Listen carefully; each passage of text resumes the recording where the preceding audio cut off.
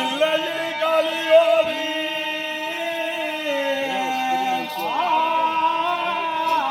திருநடனோ செய்த பாதே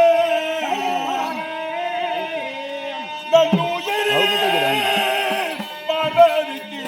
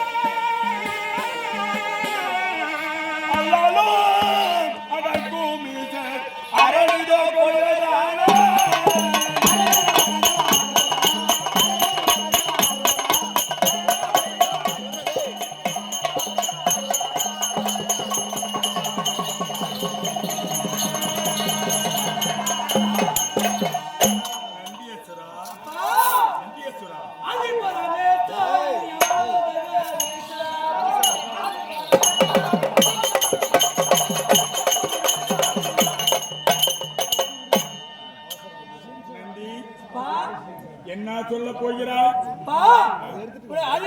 இருக்கக்கூடிய நந்திக்காவலன் அநேக கோடி வந்தனம் அப்பா. எங்க இருக்கக்கூடியவன்? அருகாமையிலே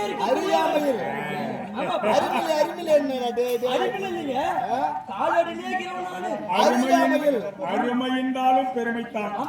அருமை என்றால் எப்போதும் ஏதாவது எந்த ஒரு குறையில்லாமல் உன்னிடத்திலே இருக்கக்கூடிய நந்தியேஸ்வரன் அப்படின்தான் அருமை.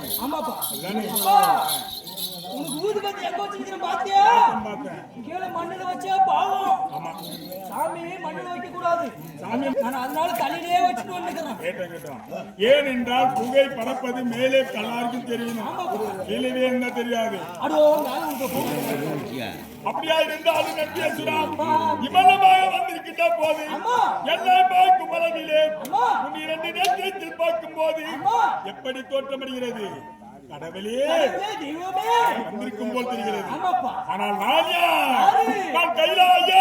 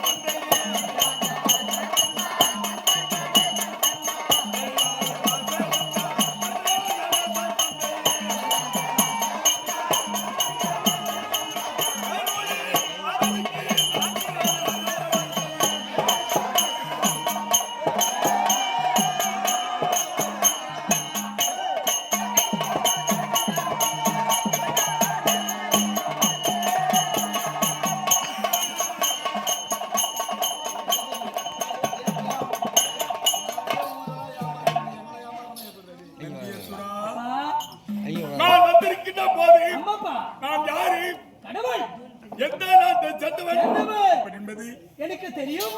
இந்த மக்களுக்கு சொன்னால் செவி கொடுத்து கேட்பார்கள். அப்பா தானே. அப்பா நீ வந்த உடனே அப்பா எழுந்துட்டு நீயா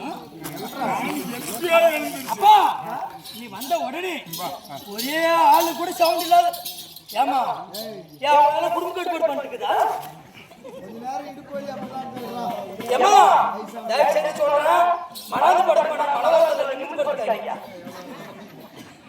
மணல்ல மனது படக்கூடாது மழை வராது யார் சொல்லுது அது சாமி சொல்லிட்டு தம்பி மலாந்து படுத்துறவங்களுக்கு தான் பூரமே வந்துக்குது இதை பார்க்கின்ற போது இது என்ன சபை மாபெரும் மக்கள் சபை ஆதி காலத்தில் என்ன சபை இது தேவர்கள் மும்மூர்த்தி தேவர்கள் விஷ்ணு சிவா பிரம்மா என்று சொல்லக்கூடிய மும்மூர்த்தி தேவர்கள் ஒன்றாக கூடினார்களாம் அன்று மும்மூர்த்தி தேவர்கள் ஒன்றாக கூடினார்களாம் அன்றுதான் இது தேவர் சபை என்று பெயர். இதுக்கு பெயர் தேவர் சபை. இப்போதுதான் மக்களால் தேர்ந்தெடுத்த சபை மாபெரும் மக்கள் சபை. ஆமா நீ சொல்வதற்கெல்லாம் எல்லாமே அழகாக சிரிப்பார்கள். அந்த சபைக்கு என்ன பேர்? ராஜ்யசபை. முகம் கோணாமல் என்ன முக மலர்ச்சியுடனே முகம் காண கோணாமல் முக மலர்ச்சியுடனே, அதாவது நீ சொல்லக்கூடிய வார்த்தைக்கு அழகான ஒரு சிரிப்பாக சிரிக்கிறாங்க பத்தியா, அதுக்குதான் ராஜ்யசபை. என்ன ராஜ்யசபை? இந்த சபையில வந்திருக்கின்ற போது நான் யாரு, எந்த நாட்டை சேர்ந்தவன், என்னுடைய பேர்வழி என்ன, நான் வந்த நோக்கம் என்னன்னு சொன்னால் மக்கள் செவியை கொடுத்து கேட்பார்கள். நான் வந்தது நோக்கம் நீங்க சொல்லுங்க. அதனாலே நோக்கத்தை சொன்னதே உண்டானால் உலகோர்கள் எல்லாம் அறிவார்கள் இல்லையா? ஆமாப்பா. ஆமாதானே? நான் யார் என்பது உங்களுக்கு தெரியுமா? தெரியும். எனக்கு தெரியும். சொல்லு. நீ யாரு தெரியுமா? கடவுளப்பா. யாரு? நான் எப்பேற்பட்டவன், எங்கே இருக்கக்கூடியவன் அப்படி என்பது சொல்லுப்பா.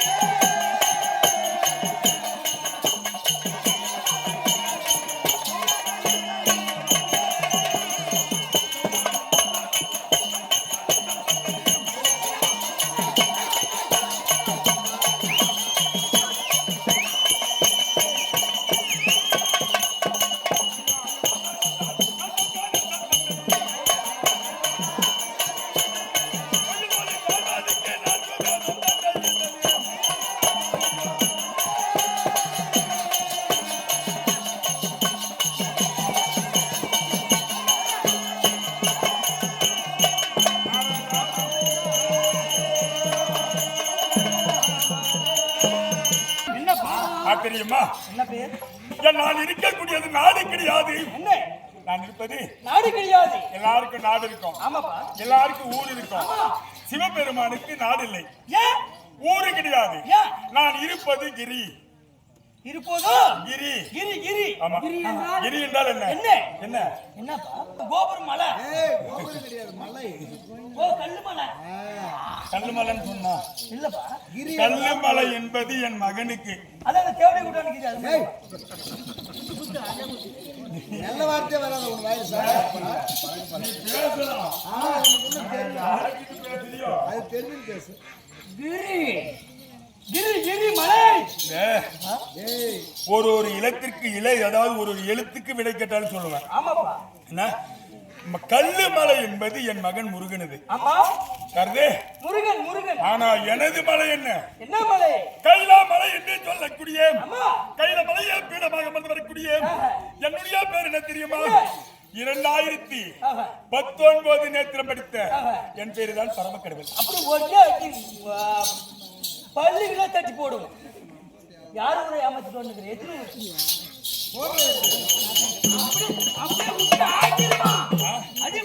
முறையாகவே 2011 சிவபெருமானுக்கு 2019 நேத்திரம். அதான் எப்படி வந்தது பாருங்க. மக்களுக்கு இருப்பது 2 கண்ணு தான் பாக்குறாங்க. எல்லாரும் 2 கண்ணு தான் இருக்குது. உனக்கு மட்டும் 2000 எனக்கு மட்டும் இல்ல, உனக்கு மட்டும். அதான் உனக்கு மட்டும் 2019 நேத்திரம் சொல்றியே, எப்படி வந்தது? கேள்வி. ஆமாப்பா, சரியான கேள்வி. இதை போல கேள்வி கேட்டால் தக்க பதிலை கேட்கலாம். சொல்லுப்பா. என்ன சொல்லுங்க. 2019 நேத்திரம் என்று சொல்கிறாயே, எப்படி வந்தது? ஒரு முறை சொன்னால் 2011 சொல்றேன். ஆமா, அது எப்படி வந்தது? எப்படிப்பா? 19 சொல்லிட்டா 11 சொல்லிட்டா? 11 சொல்லுப்பா. 19 சொல்லு சார். 19 சொல்லு. ஃபர்ஸ்ட் 11 சொல்லிட்டோம், அப்புறம் 19 சொல்லு. 11 எல்லாரும் சொல்றாங்க. எல்லாரும் சொல்றாங்க. இத 19 சொல்லுப்பா. எப்படி வந்தது? 2019 நேத்திரம் எடுத்த பரம கடவுள் என்று சொல்கிறாயே, மனிதனா பிறந்தது உண்டானால் எறும்பு கடை செல்வோம், என்ன 1000 ஜீவங்கள் இருக்கிறது, எந்த ஜீவத்தில் கண்ணிலே பார்த்தது உண்டானால் எல்லாருக்கும் கண்களை பார்த்தால் 2 நேத்திரம் தான் தெரிகிறது. உங்களுக்கு மட்டும் எப்படிங்க 2019 நேத்திரம் எப்படி வந்தது? அதுக்கு விடை சொன்னால் கடவுளை நேர்த்துக்கிறேன். ஆமாப்பா, இல்லாவிட்டால் இல்லனா அப்படி ஊரை விட்டு அப்படி முடி அப்படி ஏத்தி அனுப்பிச்சிருவான். உங்க ஊர் அந்த பக்கம் என்னடா பண்ண பூரா பாரு, பூரா என் கூட்டாளிங்களே தாண்ட மாட்டேன்னு சொல்றாங்க எல்லாரும். ஆமா, ஆனா ஒரு மனிதனை பிறந்தால் அந்த ரோடு எத்தனை அடி? 10 அடி. 10 அடி நீ தாண்ட முடியுமா? நான் தாண்டுறோம்பா. எப்படி? எந்த காலுக்கு நீட்டு எந்த நீட்டுமா நீ எவ்வளவு எகிறா, எவ்வளவு தொலை வந்து போய் அந்த 10 அடி இந்த பூமியில இருந்து தார் ரோடு அந்த பக்கம் தாண்டிச்சேன்னா நாளைக்கு மேல நான் பவுரும் தோறதில்ல. சத்தியமாப்பா? ஆமாடா. இங்க பாரு, உண்மையை தாண்டா சொல்றேன்.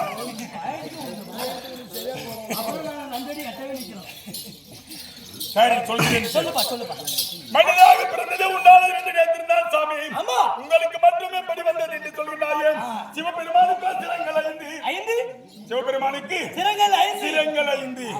5 சிரத்திற்கு 5, அதாவது ஒரு சிரத்திற்கு 2 கண்கள். ஆமா, எவ்வளவு? 5னா கூட 2 கூட 2 கூப்பிடுறா, கூட்டி பாடுறா, கூட்டி பாரு சீக்கிரம். 2 4 6 8 2000 5ல 10. ஆனா நான் அதுக்கு தான் 9 வருஷம் பேர் ஆடுறேன். 10 இன்னும் எவ்வளவு வேணும் உனக்கு? உண்மைமா?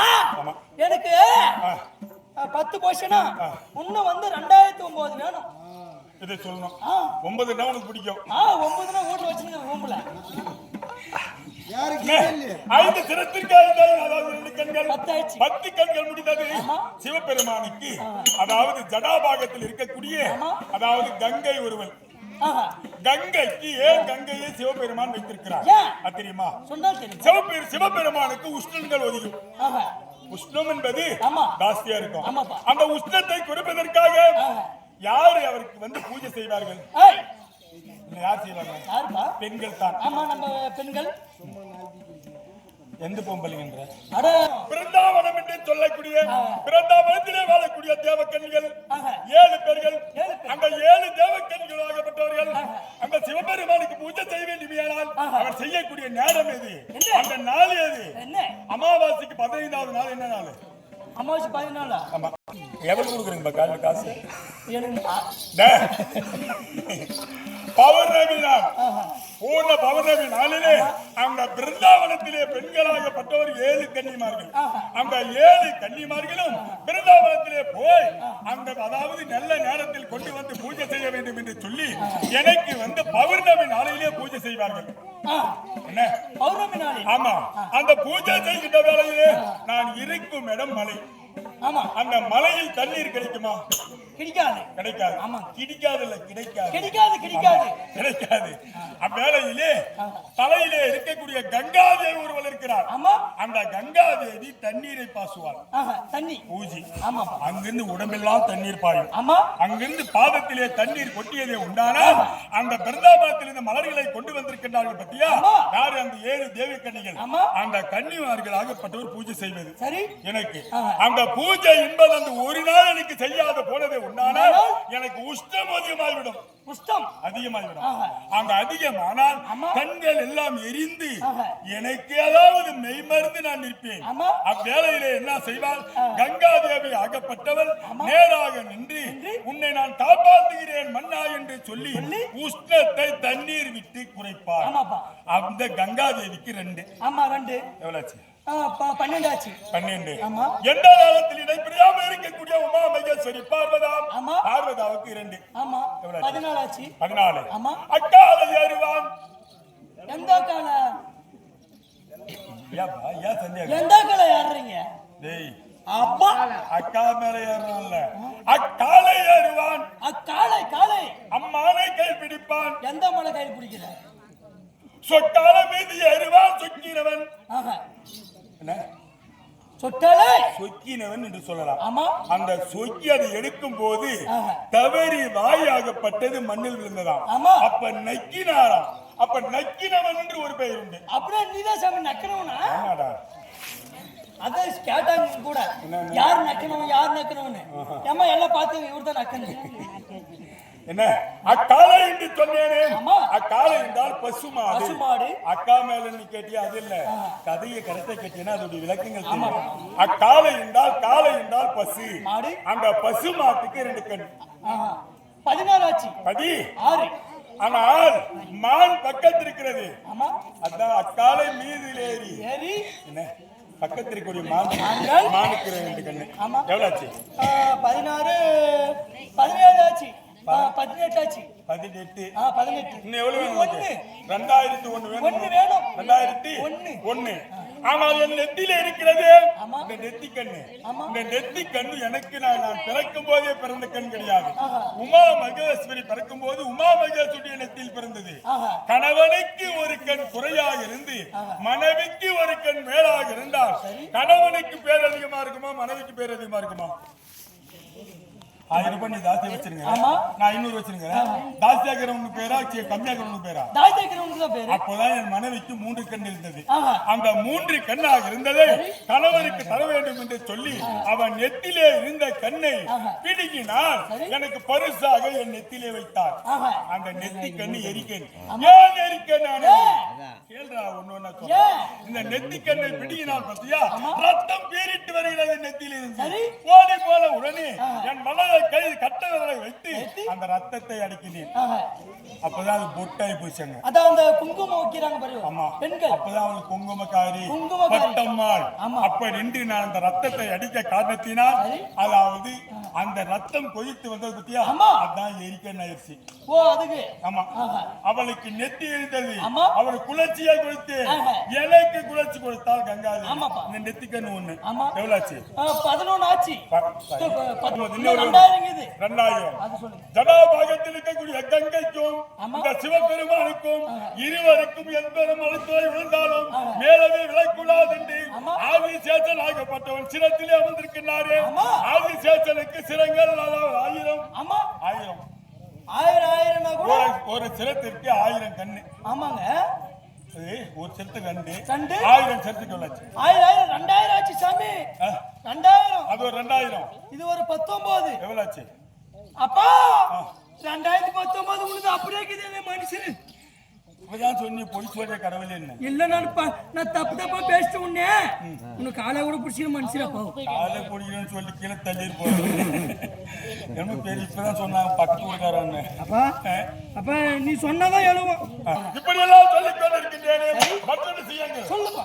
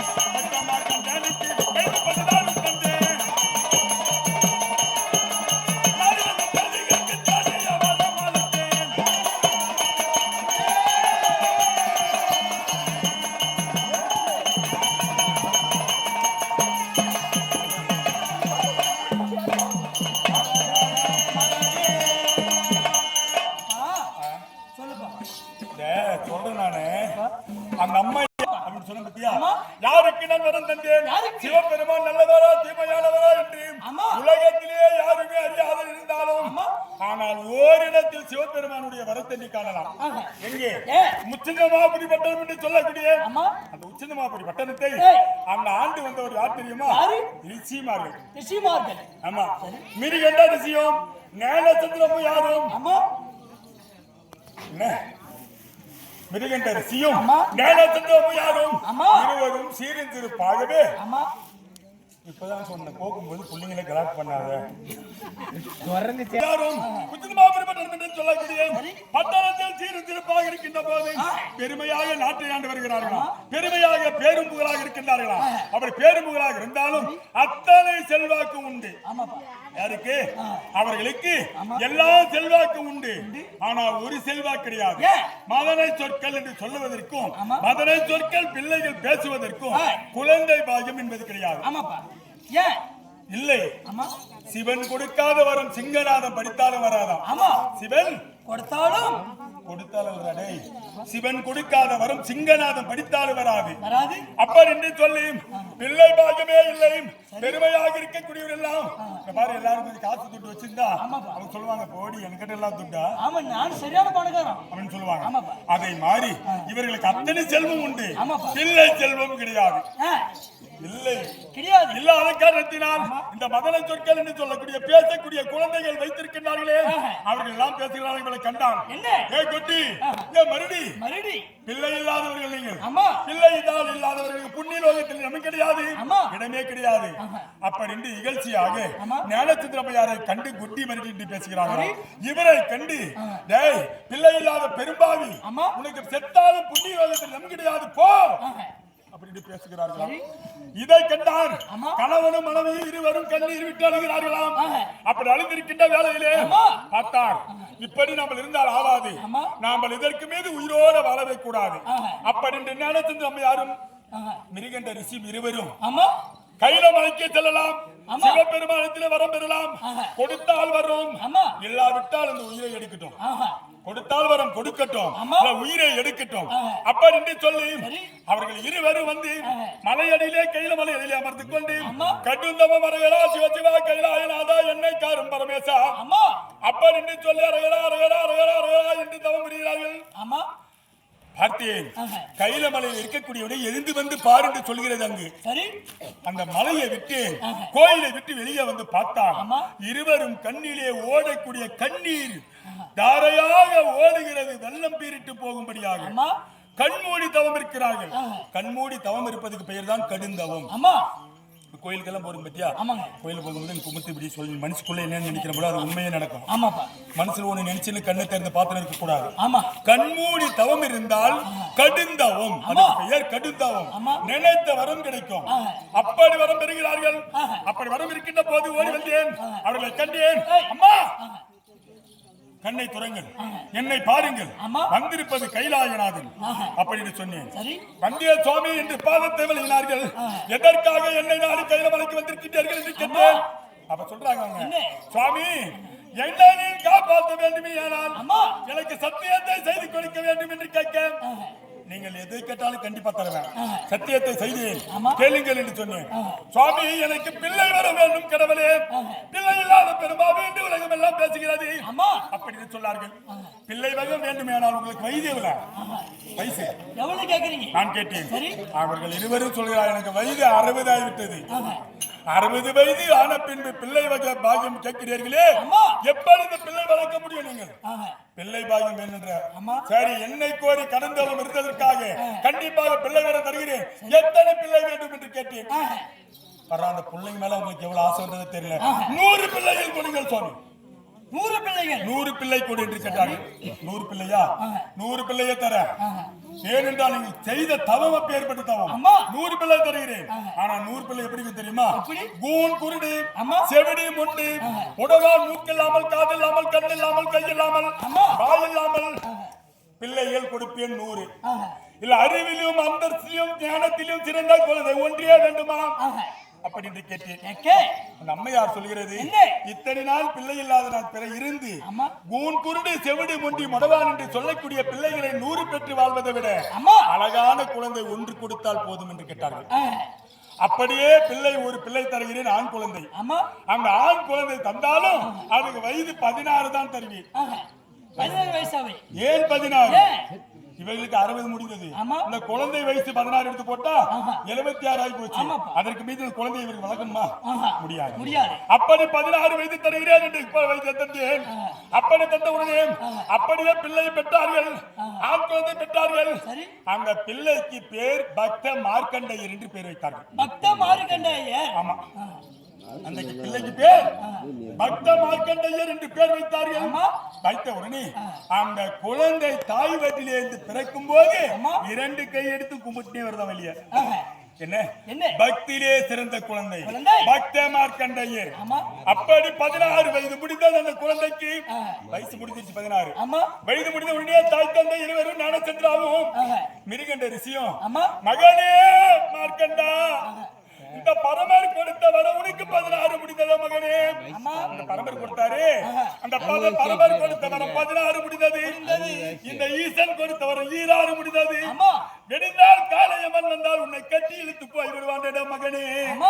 அப்படி கதறுகிறார்கள், அழுகிறார்கள். இவர்கள் வார்த்தையே அந்த பிள்ளை ஒரே நிமிடம் கூட கேட்டதில்லை. அம்மா மாண்டாலும் என் சிவபெருமானுடனே நான் மாள்கிறேன். சிவபெருமானுடைய உத்தரவில் அவன் மாள மாட்டேன் தாயே. அப்ப நின்று என்ன செய்தான்?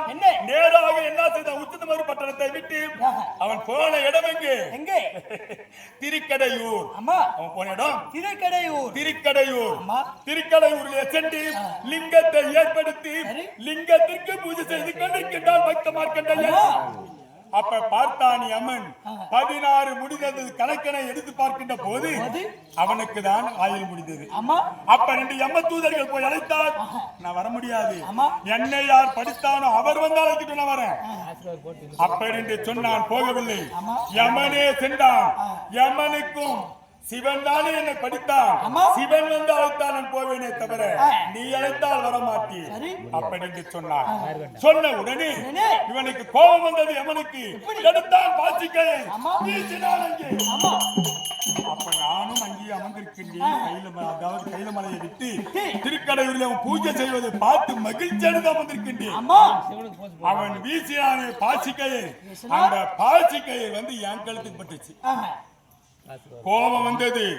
என்னதான் ஒரு திமிர் இருந்தால் யமனுக்கு எனக்கே பாசிக்கையில் போட்டு விட்டாரே என்று சொல்லி கோபம் வந்து யாரு யமனை உதைத்தேன். யமன் அதாவது விழுந்தான் கீழே, மண்ணிலே சாய்ந்தான். உயிர் போது யமனுக்கு, உயிர் போகும் நிலையில் இருக்கிறது. பார்த்தார்கள் தேவர்கள் எல்லாம். பார்த்த உடனே யமனுக்கு உயிர் போய்விட்டால் அந்த பூமி பாரம் செலுத்த முடியுமா? முடியாது. ஒண்ணு பிறகுதுன்னா 10 சாகுது. அப்பயே பூமி பாரம் தட்ட முடியல. புழைத்ததெல்லாம் பூராமே பூமி மேல இருந்தால் அந்த பூமி பாரம் தாக்க முடியாது. அப்ப 2 தேவர்கள் எல்லாம் ஓடி வந்தார்கள். சுவாமி, அவன் செய்தது தவறு, யமன் செய்தது. நாங்கள் அவனுக்காக மன்னிப்பு கேட்கின்றேன், யமனை உயிரோட விடு அப்படின்னு கேட்டார்கள். அப்போ யமனை உயிரோட அவனுக்கு விட்டேன். யமனை உயிரோட விட்டேன். சரி, இந்த சிவத்தலாவது சிவபெருமான் கொடுக்கக்கூடிய வரம் பலிக்கிறதா என்று பறிந்தார்களா? அது மட்டும் கிடையாது. ஒரு நாள் ஒரு வேலை பேசுறேன் தெரியுமா உனக்கு? நம்ம நாட்டுல இல்ல, நடந்தது எங்கே தெரியுமா உனக்கு?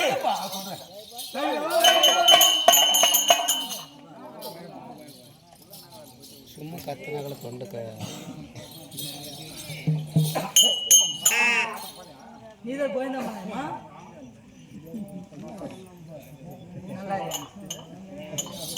வாய் சொல்லிட்டு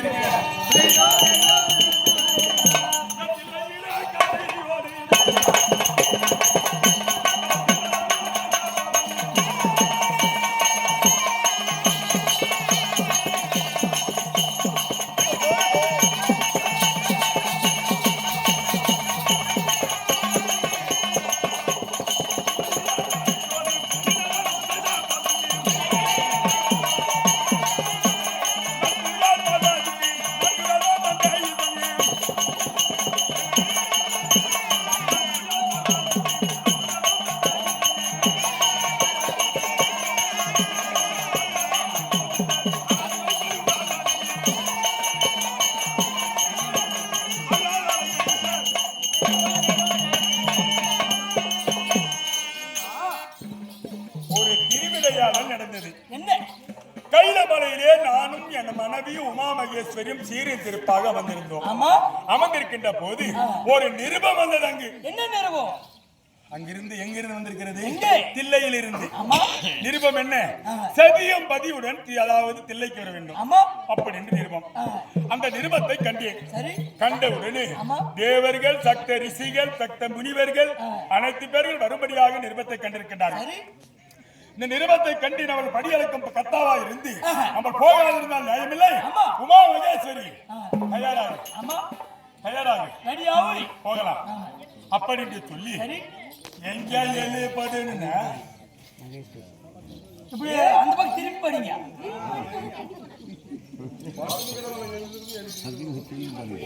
ராத்திரி எவ்வளவு கூட்டம் தெரியுமா? ஒரே ஒரு சின்ன சவுண்ட் கூட கதையை மட்டும் கேட்டாங்க. ஆமாப்பா. இதுதானே இங்கேயும் கேக்குறாங்க. இப்ப கேக்குறாங்க. ஆனா படுத்துட்டாங்க முக்காவாசி. இல்ல தூக்கம் வந்தா கூட நீங்க ஷிஃப்ட் மாத்திக்கங்க. ஆமா. நீங்க உட்கார்ந்து படுத்துட்டேன். பார்த்த உடனே உமா மகேஸ்வரியை தயார் செய்து கொண்டு நேராக புறப்படலாம் என்று சொல்லி நானும் உமா மகேஸ்வரியும் தில்லைக்கு புறப்பட்டோம்.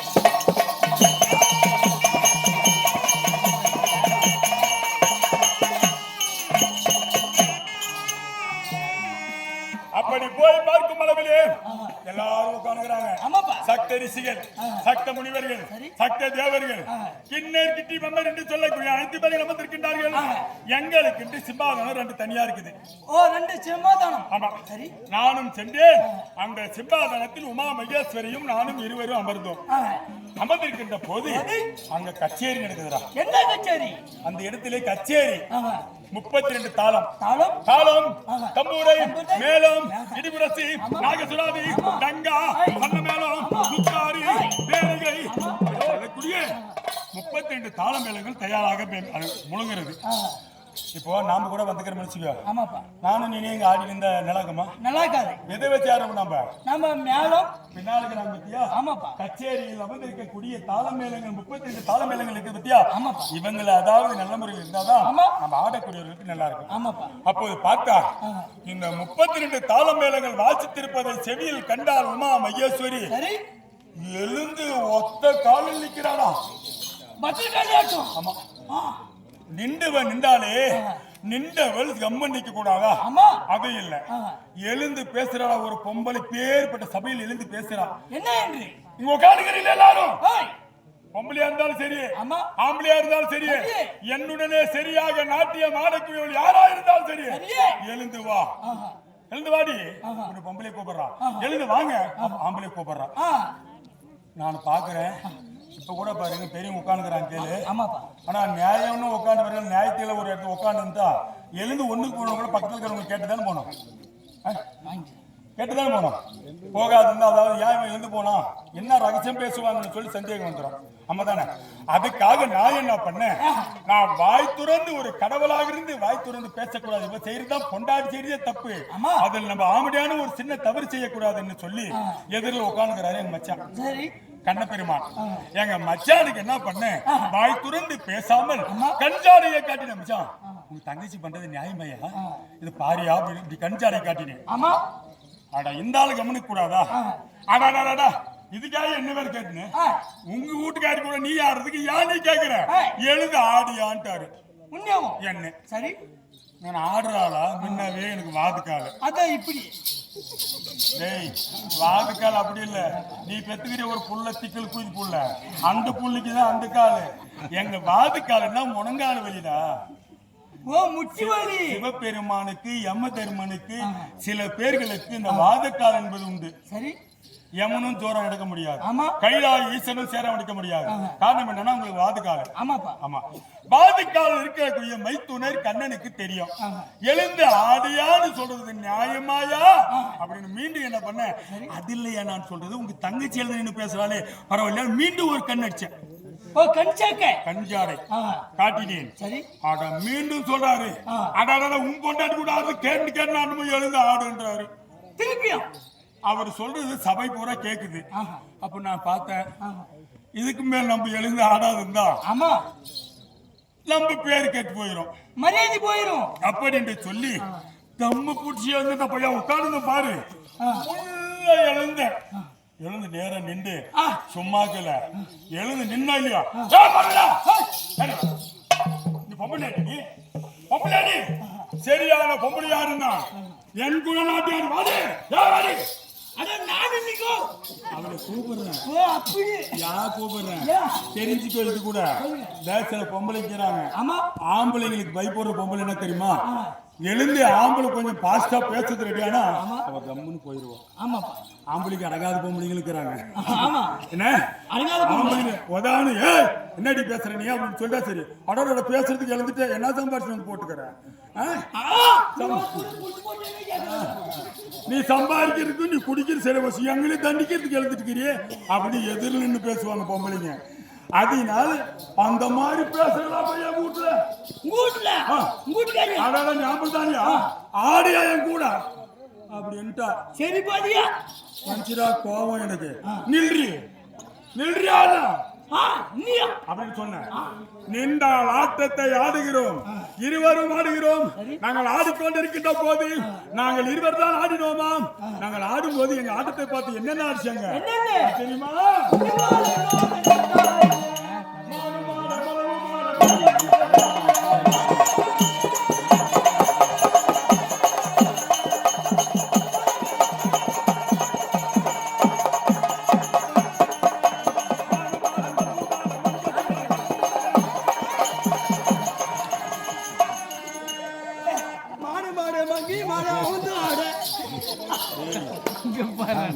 எவ்வளவு அன்பு மேடையிலே வந்து சிறுந்துளி பெருவெள்ளம் என்று சொல்வார்கள் சிறுந்துளி பெருவெள்ளம் என்று சொல்வார்கள் இந்த இடத்துல வந்து அந்த பையன் காசை கொடுக்குறான்னா அவன் செட்டியா வைக்கிற நியாயமாடா அப்பா நானும் சாமி கும்பிடுறான் அவன் கும்பிட்டா மாதிரி லபுக்கு நான் அவனுக்கு